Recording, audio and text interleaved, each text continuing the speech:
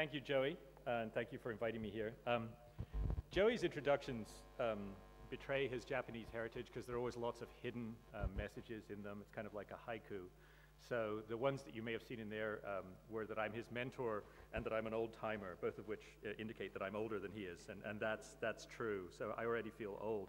I'm fascinated to find out that he works for me, though. This is something that has never been clear in our prior interactions. Joey is a person who I admire for many reasons, but one of them is that he has almost as many miles spent in self-discovery as he has frequent flyer miles. And these are all chronicled on Joey's blog. And with that, I think, spirit in mind, Joey gave me the enviable task of moderating this panel, which has the wonderful title, Science, Religion, Art, Literature, and the Pursuit of Truth. There should be a colon then, and then after that we should say, and some other things too. So I like the narrowness of the topic. Thank you, Joey.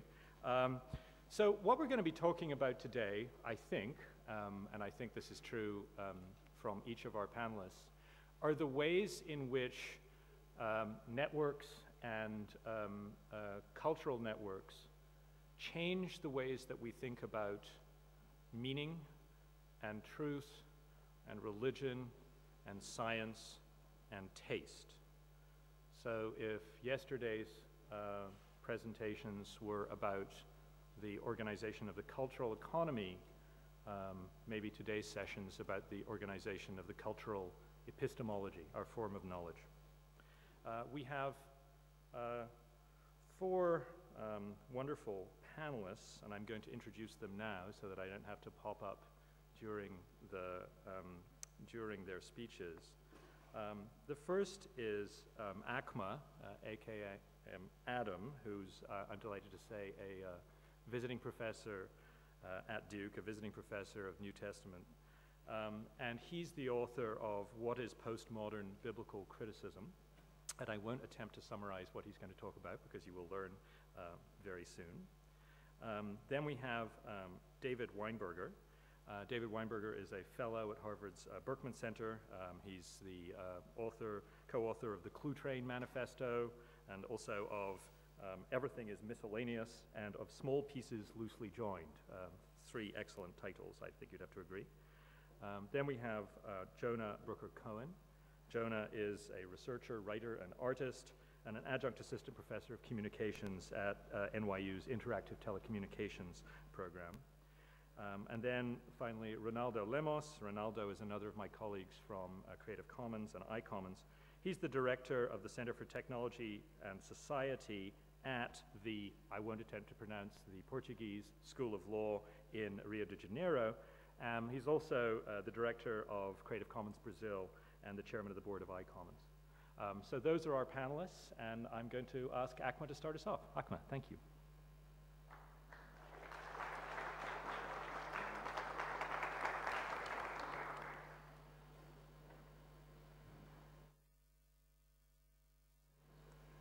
Good morning. Once upon a time, this festival that celebrates the convergence of technology and the arts would have taken place under the sponsorship of Bishop Schmidt of the Diocese of Linz, or of His Eminence Christoph Cardinal Schönborn, Archbishop of Vienna. Whoops, wrong direction.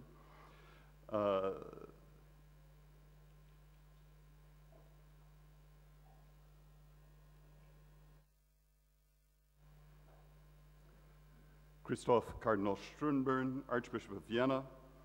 Theology, as the Queen of the Sciences, would preside with grace and generous affirmation at our symposium, celebrating the contributions of such great religious scientists as Roger Bacon, Nicholas of Cusa, Copernicus, Kepler, Boyle, Newton, Linnaeus, Leibniz, Mendel, and countless others.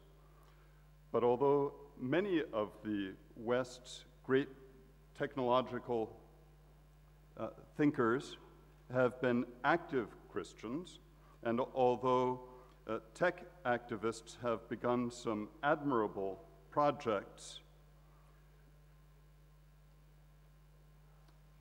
clicker misfunction.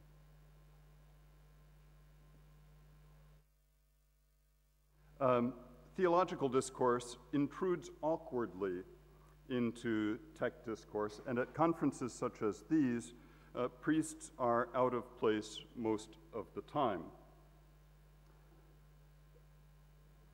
And although tech activists have begun, nowadays technologists and theologians frequently seem to be talking past one another rather than to one another. Now, one can explain the disjunction in a variety of ways. Tech geeks frequently perceive Christians as theocratic despots who want nothing more than to assimilate everyone to their dogmatism, and the conduct of some Christians warrant such suspicions. On the other hand, some theological leaders approach technology with profound doubts. Church authorities typically evince replacement panic, the heightened dread that digital existence and communication will undermine and eventually supersede physical interactions. Such caricatured antipathy trades in mutual ignorance, and it handicaps the fullest efforts of each party.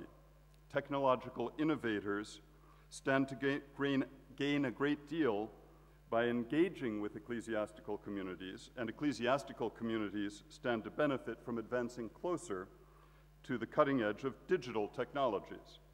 The benefits for the church are obvious. A large part of our ministry involves communication and attention, and digital technology affords an unparalleled vehicle for these.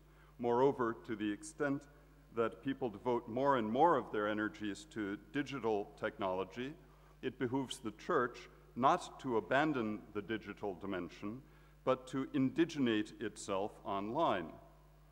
The benefits to technological innovators are less obvious, but every bit as weighty. The churches constitute a vast, well-established social network of ordinary civilians with a strong presence around the world and with considerable economic impact. Whatever the appeal of such junk food, ecclesiastical junk food as the Da Vinci Code and Left Behind, it manifestly rests on something other than literary quality or theological insight. The impact of these print media publications demonstrates a public's ravenous appetite for theological information. Technologists who collaborate with church groups have a great opportunity to observe their ideas in action, and everybody benefits when patient attention supplants uninformed dismissal. If techs and theos were in fuller conversation, someone might already have pointed out that many of the concerns that have energized Creative Commons, EFF, Ars Electronica, had already affected the 19th century. At the beginning of the 1800s, printing presses still operated by hand. Only in 1810 was the steam-powered printing press patented, and only in the 1820s were steam presses becoming generally available. At the crest of this very disruptive technological innovation, a provincial clergyman came to Paris and used the new media of 19th century Europe to disrupt both the publishing industry and the Catholic Church. Jacques-Paul Migne, an undistinguished ecclesiastical troublemaker from Orléans, arrived in Paris in the 1830s and set about establishing a religious newspaper ostensibly neutral in politics and a neutral point of view, but inevitably colored by Migne's own control of the newspaper's operations. Migne's L'Univers religieux succeeded rapidly, partly because his ultramontane Catholicism fit well the temper of Paris during the July monarchy. Migne stayed in the newspaper business less than a year, only long enough to build circulation to a respectable figure and sell L'Univers off at a tidy profit.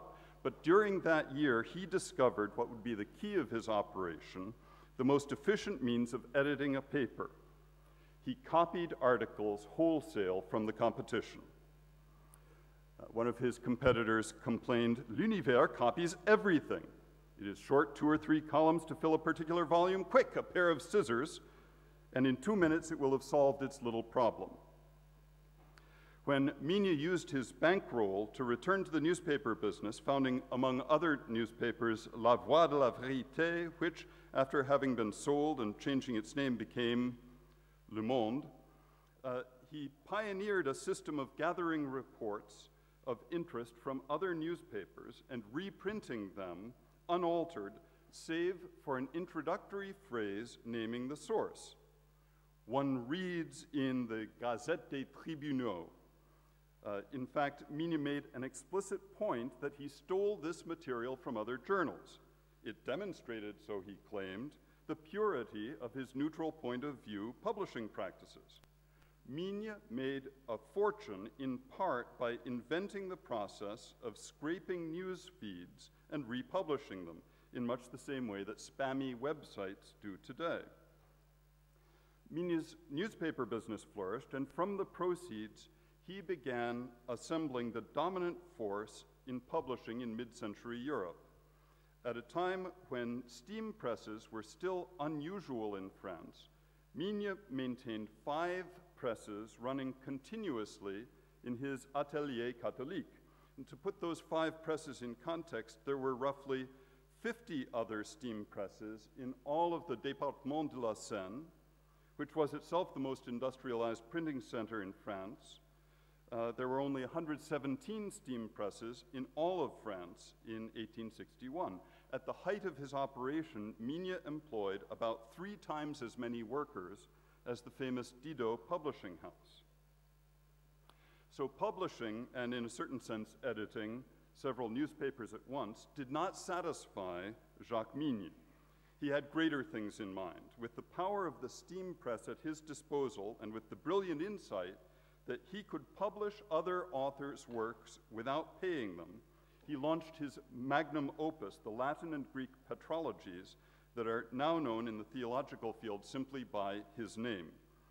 Migne published what he called a universal theological library comprising 25 volumes of biblical commentary, a 25-volume encyclopedia of dogmatic theology, an 18-volume anthology of Christian apologetics, 99 volumes of sermons, a 3-series Christian encyclopedia totaling 169 volumes, a history of the church in 27 volumes, and a 13-volume anthology in praise of the Blessed Virgin Mary, plus 150 miscellaneous works.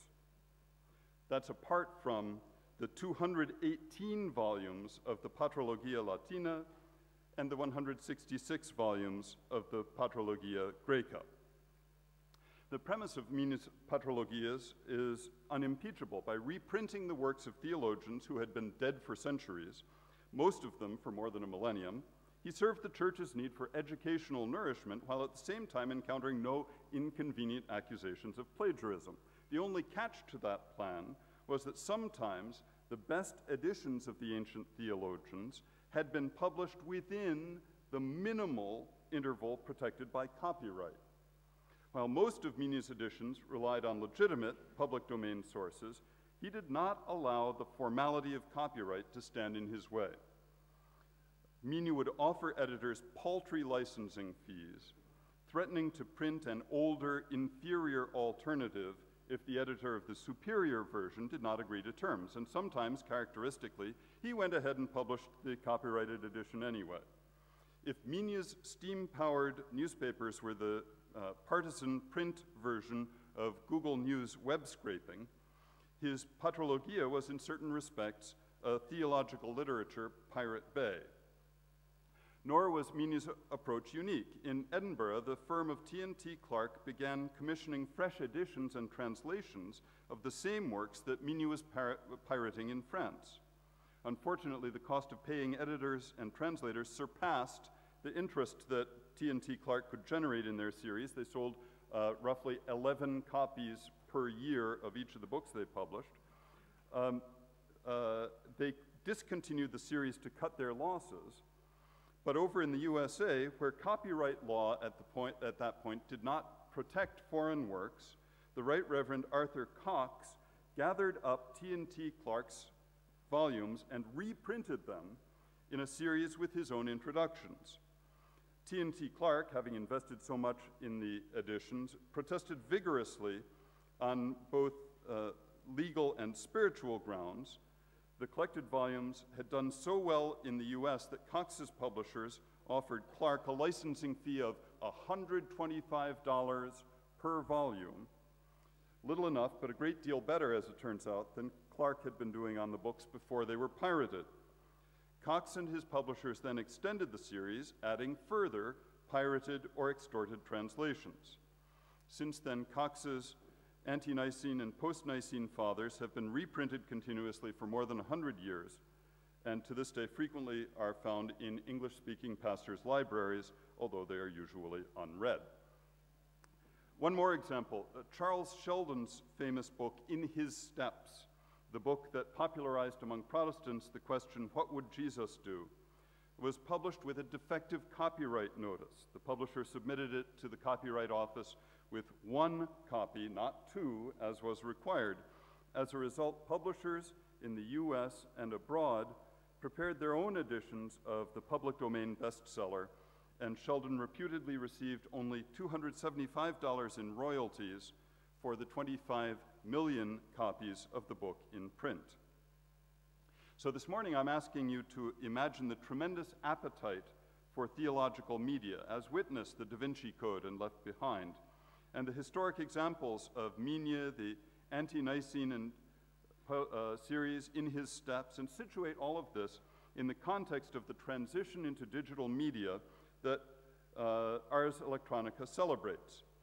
As the matter of copyright in an age of digital reproduction becomes increasingly vexed and the pressure for open access publication increases, theological publishing might serve as a very useful fishbowl for tech innovators. The first steps have been taken, and they come a good deal short of a revolution. The ante-Nicene and post-Nicene Fathers series that Bishop Cox pirated more than 100 years ago has been digitized and marked up in a good XML format, but A, they have not established any avenues for supporting print versions of their library that coordinate with the digital versions, and B, they assert copyright control over their marked up versions. Various other sites online have developed libraries of out of copyright and soft pirated versions of texts. Everyone knows there's a brisk traffic in badly scanned PDFs of textbooks and other prominent literature. Yet no organization has broken through to offer open access digital works in a comfortably readable, non-proprietary format, in a form that permits congruent comparison to printed books. So look, we know that the conditions for publishing will undergo some sort of convulsive change in the next few years. That change won't displace books. We needn't have print media replacement panic.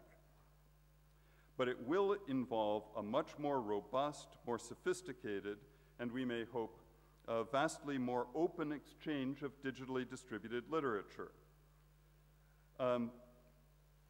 What we need is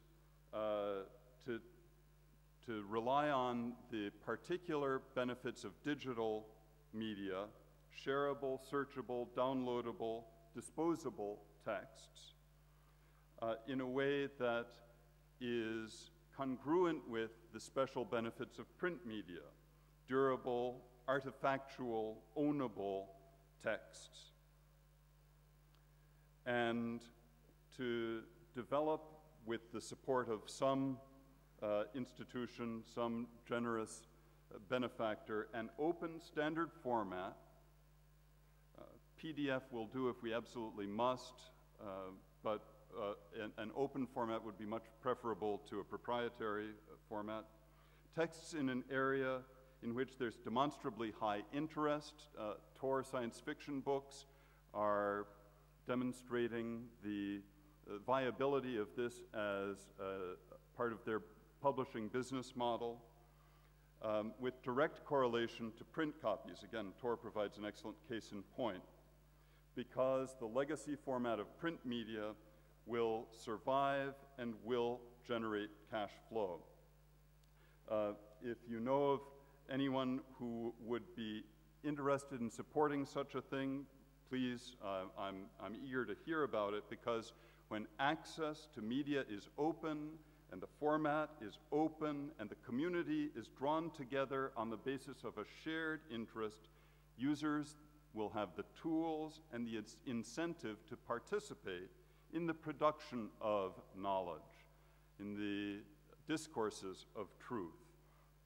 And that's a consummation I think that we all can aim towards realizing, if only we could find this century's Jacques-Paul Migne, this medium's Jacques-Paul Migne. And if you're looking for a volunteer, you know where to find me. Thank you very much.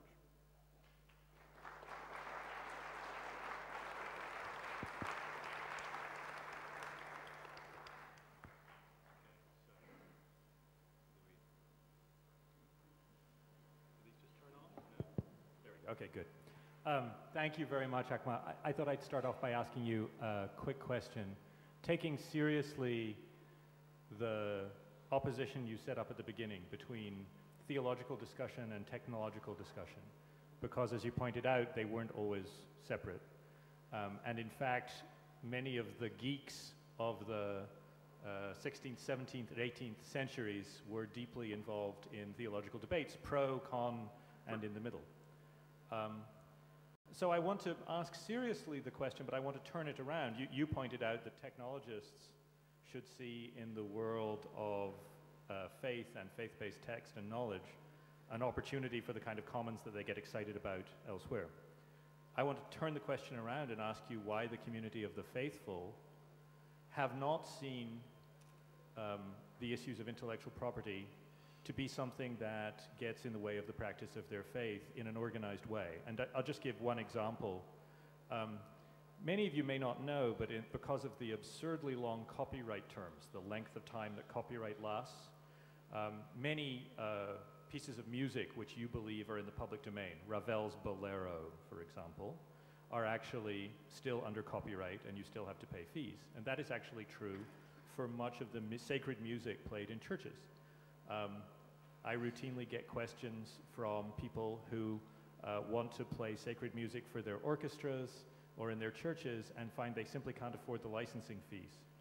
And the most pathetic and tragic example I got was from a lady who was the organist at my local church, at a local church near me, not one that I attend. And she said, I have a parishioner who is dying of cancer. I want to record CDs of our sermons and send them to her. Frankly, although I won't tell the minister this, she doesn't listen to the sermons, she only listens to the music, because his sermons aren't very good, but don't tell him.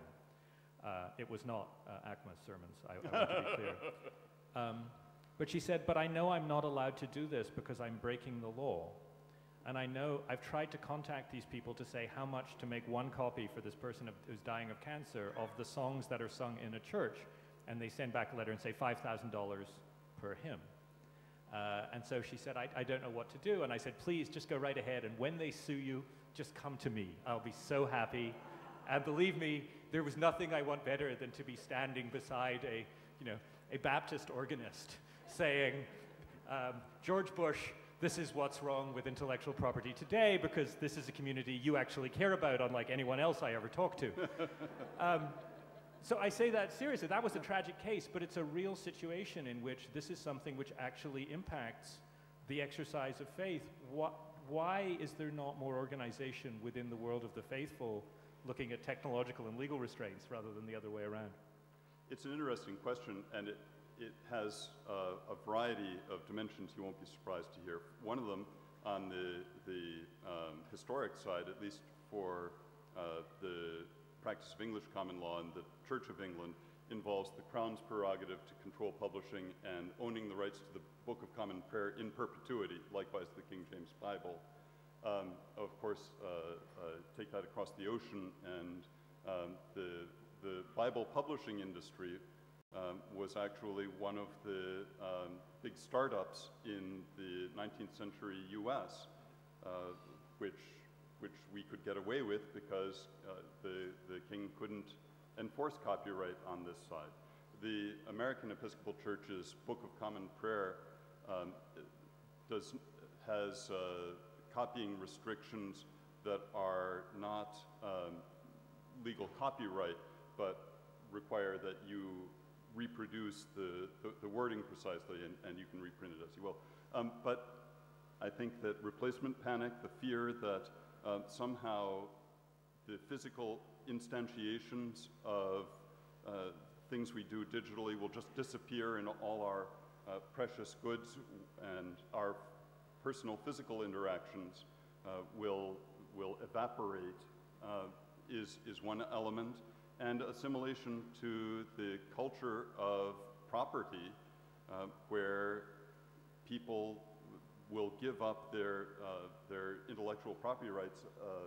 Yesterday afternoon, Garrett and Thomas and the afternoon panel covered this so well that if there's one chance in a zillion that your song might appear in a movie and you'll get paid millions of dollars and go live in a condo on the beach, then you're not going to allow the Baptist organist to use it once for free, because that might limit your rights in subsequent uses. One of the reasons that I'm calling on the benefactors of the world to unite and to get involved in this particular community is that with momentum in a particular area, we may be able to dislodge some of the assumptions and habits that are impeding progress on wider fronts. That's my hope anyway.